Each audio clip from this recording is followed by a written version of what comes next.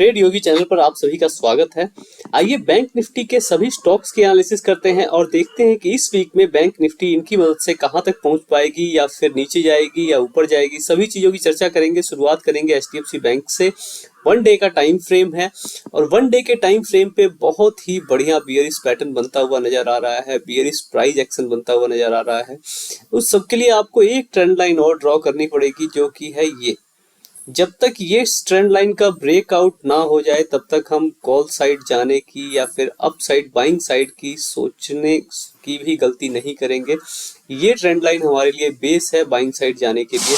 अब बात करते हैं कि इसमें पॉसिबिलिटी क्या है। अभी देखिए, अभी ये बेस वाली ट्रेंड लाइन के ऊपर आके इसने मारूबूजा कैंडल बनाई है।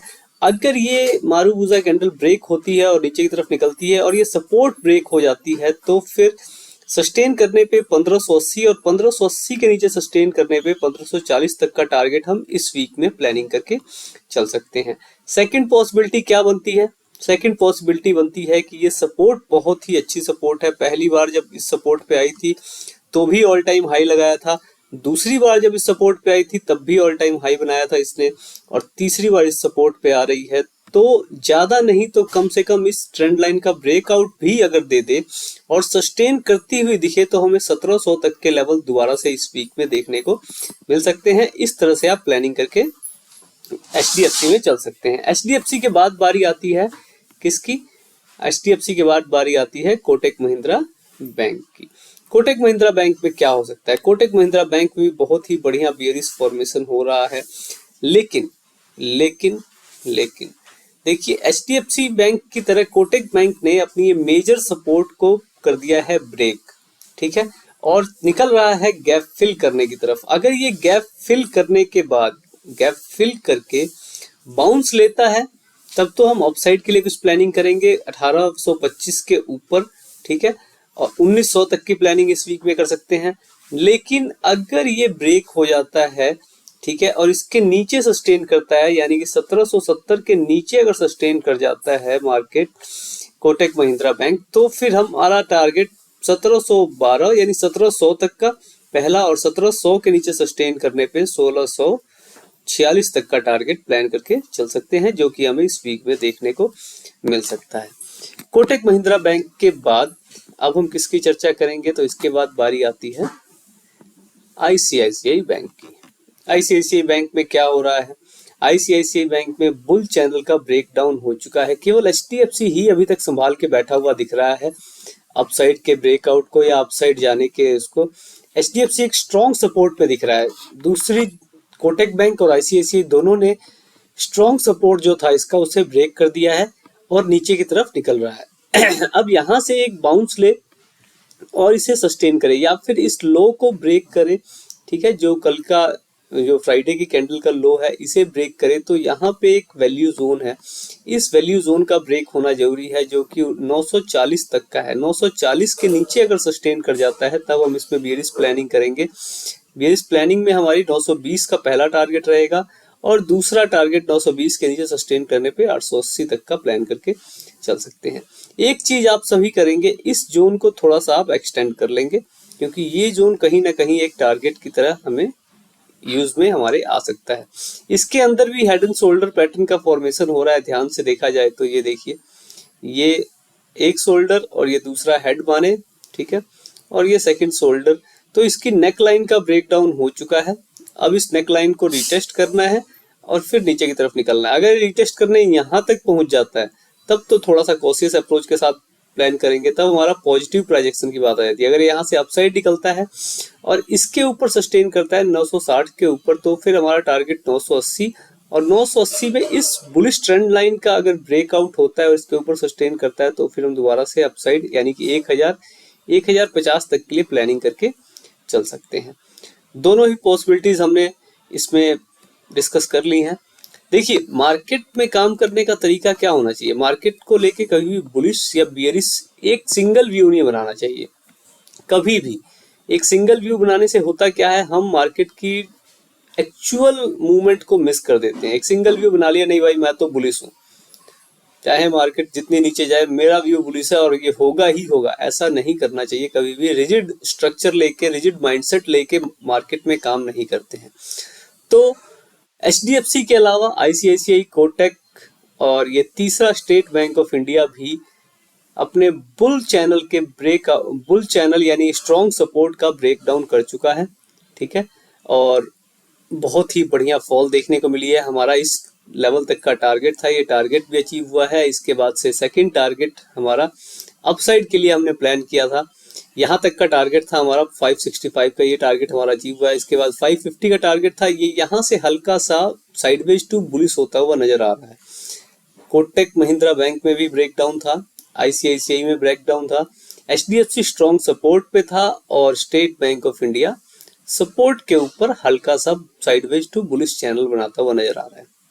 अब अगर इस चैनल का ब्रेकआउट होता है, ठीक है, और 590 का लेवल ब्रीच होता है तो फिर 600 और 620 तक के टारगेट हमें दोबारा से देखने को मिल सकते हैं। लेकिन ब्रेकडाउन के चांसेस ज्यादा लग रहे हैं क्योंकि ज्यादातर बैंक अभी तक हमें बेयरिश व्यू में दिखे हैं। तो अगर ये सपोर्ट यहाँ से इस लेवल का, अगर इस बुलिश चैनल का, छोटे से बुलिश चैनल का अगर ब्रेकडाउन होता है और यहाँ से बाउंस लेने में फेल रहता है तो फिर अगला टारगेट हमारा 550 का रहेगा और 550 के नीचे सस्टेन करने पे ओपन व्यू है 499 तक का टारगेट आप प्लान करके चल सकते हैं। ठीक, इसके बाद से हम किसकी चर्चा करेंगे? इसके बाद से बारी आती है एक्सिस बैंक की। बहुत ही बढ़िया एक्सिस बैंक में काम हो रहा है, बुलिश चैनल का ब्रेकडाउन हो चुका है। अभी तक के सिनेरियो में HDFC को छोड़ के और कोई भी बैंक ऐसा नहीं है जो कि अच्छे सपोर्ट पे सरवाइव कर रहा हो। State bank of India survive कर रहा है लेकिन उसके सर्वाइवल के चांसेस कम है। एक्सिस बैंक में ये एक छोटी सी ट्रेंड लाइन आप ड्रॉ कर लेंगे, ठीक है। इसके ब्रेक डाउन पे आप बेयरिश साइड की प्लानिंग करेंगे। 910 का पहला टारगेट रहेगा और 910 के नीचे सस्टेन करने पे 870 तक का टारगेट आप प्लान करके चल सकते हैं। ठीक, दूसरी चीज, अगर यहाँ से, जैसा कि आप सभी देख पा रहे हैं, डोजी टाइप का स्ट्रक्चर बना है, अगर ये यहाँ से अपसाइड निकलता है और इसके ऊपर सस्टेन करता हुआ नजर आता है तो फिर 960 का पहला टारगेट, सेकंड टारगेट 970 और थर्ड टारगेट 990 तक का प्लान करके चल सकते हैं। 990 के ऊपर बुलिश गेम ऑन हो जाएगी हमारी, लेकिन उसके लिए अभी हमें करना पड़ेगा वेट। तो अभी तक मैक्सिमम बैंक्स जो हैवी वेट बैंक्स है, जिनका बैंक निफ्टी के ऊपर असर है, कुछ प्रभाव पड़ता है, वो ज्यादातर बैंक्स बियरिश दिख रहे हैं। केवल HDFC को छोड़ के, HDFC और SBI को छोड़ के सभी में ब्रेकडाउन हुआ है, फ्रेश ब्रेकडाउन हुआ है और इस ब्रेकडाउन से हम अभी तक बैंक निफ्टी को बियरिश लेके चल रहे हैं कि उसमें बियरिश पॉसिबिलिटी बनती है। AU स्मॉल फाइनेंशियल बैंक छोटा सा बैंक है, लेकिन कभी कभार जब ये बुल रैली आई थी AU स्मॉल फाइनेंशियल बैंक में तो बैंक निफ्टी के बड़े बड़े मेजर कंपोनेंट्स को भी बुलिश व्यू देना पड़ा था और इस रैली से ही Bank Nifty all time high की तरफ जाता हुआ नजर आया था। तो कभी कभी छोटे छोटे बैंक्स को भी अंडर एस्टिमेट नहीं करना चाहिए, उनको भी तवज्जो देना चाहिए। और देखिए, हमने इस ब्रेकडाउन की बात की थी, हमारा टारगेट 704 का था, 704 का टारगेट हिट होता हुआ नजर आया है। अब ये भी एक सपोर्ट है, स्ट्रॉन्ग सपोर्ट है, जो कि पहले रेजिस्टेंस थी। इसके ब्रेकआउट पे देखिए कितनी बढ़िया रैली इसमें देखने को मिली। अगर ये सपोर्ट ब्रेक होती है, ये सेकंड बैंक हमें मिला जो कि स्ट्रॉन्ग सपोर्ट पे खड़ा है, लेकिन उतना स्ट्रॉन्ग सपोर्ट नहीं है जितना कि HDFC का। लेकिन फिर भी अगर इसके नीचे निकलता है यहाँ से तो फिर 600 तक का टारगेट आप प्लान करके चल सकते हैं। लेकिन अगर यहाँ से बाय द वे या तो फेक ब्रेकडाउन करके अपसाइड निकले या फिर यहीं से अपसाइड निकलता हुआ नजर आए और 740 के ऊपर सस्टेन कर जाए, 740 से पहले इसमें बुलिश की तरफ आप सोचेंगे भी नहीं, 740 के ऊपर सस्टेन करता हो तो आप पॉजिटिव व्यू बनाएंगे और 750 के ऊपर आप इसमें एंट्री प्लान करके 795 तक का टारगेट प्लानिंग कर सकते हैं। और 795 के ऊपर तो ओपन व्यू है, जहां तक जा पाए वहां तक के लिए आप इसमें प्लानिंग कर सकते हैं। तो छोटे बैंक्स को भी नजरअंदाज करके नहीं चल सकते, क्योंकि ये भी कहीं ना कहीं बैंक निफ्टी का ही हिस्सा है और उसमें काम कर रहे हैं। देखिए, सेकंड छोटा बैंक हमें मिला इंडसइंड बैंक। इंडसइंड बैंक में भी ये एक स्ट्रॉन्ग सपोर्ट से बाउंस लेके अपसाइड निकलता हुआ नजर आ रहा है। ठीक है, मैंने इसमें बताया था आपको कि ये जब तक सर्कल के नीचे ना निकल जाए तब तक आप इसमें कुछ प्लानिंग नहीं करेंगे, क्योंकि ये सर्कल बहुत ही बढ़िया बाउंस देने में समर्थ है, या फिर इस सर्कल में आपके हमारे स्टॉप लॉस हिट हो सकते हैं। ठीक है, तो यहाँ से अपसाइड निकल रहा है और यहाँ से अपसाइड निकलते हुए इस लेवल का ब्रेकआउट कर दिया है, लेकिन ऑल टाइम हाई की तरफ निकल नहीं पाया और बहुत ही बढ़िया सेलर्स ने इस पूरी की पूरी कैंडल को कैप्चर कर लिया है। पार्शियल बियरिश एनगल्फिंग पैटर्न भी बन के निकल रहा है। अब क्या हो सकता है, अब अगर फिर ये दोबारा यहाँ से नीचे निकलता है और इस लेवल का ब्रेक डाउन करता है तो छोटा सा टारगेट 1350 और 1350 के नीचे सस्टेन करने पे आप 1300 यानी कि 1300 का टारगेट या फिर इस ट्रेंड लाइन का टारगेट प्लान करके चल सकते हैं। ये तो हुई एक बात। अब सेकंड सिनेरियो क्या हो सकता है कि ये दोबारा यहाँ से अपसाइड निकले और इस लेवल का यानी कि 1400 नहीं, आप ऑल टाइम हाई का ब्रेकआउट करें और सस्टेन करता हुआ दिखे, तब आप 1500 तक के लिए टारगेट प्लान करके चल सकते हैं। उससे पहले आप कुछ नहीं करेंगे, क्योंकि मैं इस सर्कल को दोबारा उठा के यहाँ से ऊपर लेके जाने वाला हूँ। ठीक है, तो या तो ये ट्रेंड लाइन जो है ये इसका ब्रेक डाउन हो या फिर ऑल टाइम हाई का ब्रेकआउट हो, तब आप इसमें प्लानिंग करेंगे टारगेट की। उससे पहले आप इसमें अभी कुछ प्लान नहीं करेंगे। ठीक है, तो ये एक और बैंक हमें मिला जो कि अच्छे सपोर्ट पे खड़ा है। ठीक है, अच्छे सपोर्ट पे खड़े होने का मतलब क्या है कि इसमें अभी भी बुलिश पॉसिबिलिटी बचती है। तो 3 बैंक हमें मिल गए जो कि स्ट्रॉन्ग अभी बुलिश सपोर्ट पे खड़े हैं, एक बुलिश बाउंस की पॉसिबिलिटी बनती है। ये चौथा बैंक मिला हमें, बंधन बैंक, यानी कि जो स्मॉल कैप बैंक्स हैं वो बुलिश व्यू अभी तक लेके चल रहे हैं। उसमें एक HDFC का सपोर्ट है। ठीक, तो अब यहाँ से बंधन बैंक अगर यहाँ से बाउंस देता है, सपोर्ट है, अच्छी सपोर्ट है, बाउंस देता है और इस लेवल को यानी कि 230-40 के लेवल को ब्रेक करता है, सस्टेन करता है, तो पहला टारगेट तो आपका 245 का ही बनेगा। दूसरा टारगेट ऑल टाइम हाई 272 तक का प्लान करके चल सकते हैं। ठीक है, लेकिन अगर ये दोनों, ये जो है ये क्रॉस दिख रहा है आपको, ये अपसाइड की ट्रेंड लाइन, डाउन साइड की ट्रेंड लाइन, दोनों का मिला जुला क्रॉस है, तो इन दोनों का ब्रेक डाउन करे और सस्टेन करे तो 210 का पहला टारगेट और 210 के नीचे सस्टेन करने पे 185 तक का टारगेट प्लान करके आप चल सकते हैं। बंधन बैंक के बाद आती है बारी तो किसकी, बंधन बैंक के बाद अपना कौन सा बैंक आएगा, शायद मेरे हिसाब से बैंक ऑफ बड़ौदा। हाँ, बैंक ऑफ बड़ौदा ही है। बैंक ऑफ बड़ौदा में देखिए साइडवेज मूवमेंट चल रही है। इसके ब्रेक डाउन के बाद ब्रेक डाउन सस्टेन करता हुआ नहीं दिख रहा है, इस बहुत बढ़िया सपोर्ट का ब्रेक डाउन हुआ है। और देखिए ये एक और बैंक मिल गया जो कि हमारा बियरिश व्यू के साथ चल रहा है, लेकिन बियरिश व्यू कंफर्म कब होगा, जब 188 के नीचे सस्टेन करे, 184 का लेवल ब्रेक करे तो 176 तक का लेवल हम प्लान करके चल सकते हैं। लेकिन बाय द वे यहाँ से जो ये साइडवेज जोन बना रहा है इसका ब्रेकआउट कर देता है और इस ट्रेंड लाइन से अपसाइड निकलता हुआ नजर आता है, तो दोबारा से हम ऑल टाइम हाई की तरफ का प्लानिंग कर सकते हैं जो कि है 210। ये बैंक अभी मिक्स व्यू के साथ हम रखेंगे क्योंकि इसमें बुलिश और बियरिश दोनों की पॉसिबिलिटी बनती है। ब्रेक डाउन तो अच्छा हुआ, लेकिन ब्रेक डाउन कहीं ना कहीं सस्टेन करता हुआ नहीं नजर आ रहा है। अब एक और छोटा बैंक हमारा फेडरल बैंक, इसमें भी देखिए कहीं ना कहीं थोड़ा व्यू, इस व्यू मिक्स्ड व्यू है। क्या है मिक्स्ड व्यू कि इसमें बुलिश पॉसिबिलिटी भी है और बियरिश पॉसिबिलिटी भी है। हमने डिस्कस किया था कि इस ट्रेंड लाइन ने इतनी बड़ी फॉल कराई, फिर उससे छोटी, ठीक है, नहीं उतनी बड़ी है ऑलमोस्ट, फिर यहाँ पे कहीं ना कहीं सेलर्स कमजोर होते हुए नजर आ रहे हैं। ठीक, तो ये सेलर्स अगर यहाँ से मार्केट को बाउंस कराते हैं, देखिए इसके बाद सेलर्स दोबारा से छोटा ही फॉल करा पाए, इससे अभी इतना ही छोटा फॉल करा पा रहे हैं, तो कहीं ना कहीं अगर ये यहाँ से 136 के ऊपर निकले इस ट्रेंड लाइन के ऊपर, तो फिर आप 143-150 तक का टारगेट प्लान कर सकते हैं। लेकिन दूसरी चीज कि अगर ये इसके नीचे निकल जाता है, यानी 130 के नीचे निकलता हुआ नजर आता है, ठीक है, तो फिर आप कैसे प्लान करेंगे, तो फिर आपकी प्लानिंग रहेगी 126 तक की और 126 के नीचे आप फुल बियरिश व्यू प्लान करके चल सकते हैं। ठीक है, तो फेडरल बैंक हमारा हो गया है। ये हमारा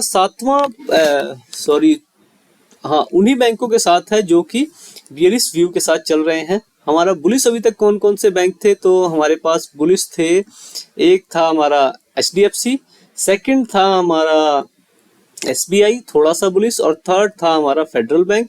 ठीक है, अब आती है बारी IDFC बैंक की। IDFC बैंक में भी ब्रेकआउट हुआ है, लेकिन ब्रेकआउट सस्टेन करता हुआ नजर नहीं आ रहा है, फ्लैग एंड पोल टाइप का पैटर्न बन रहा है।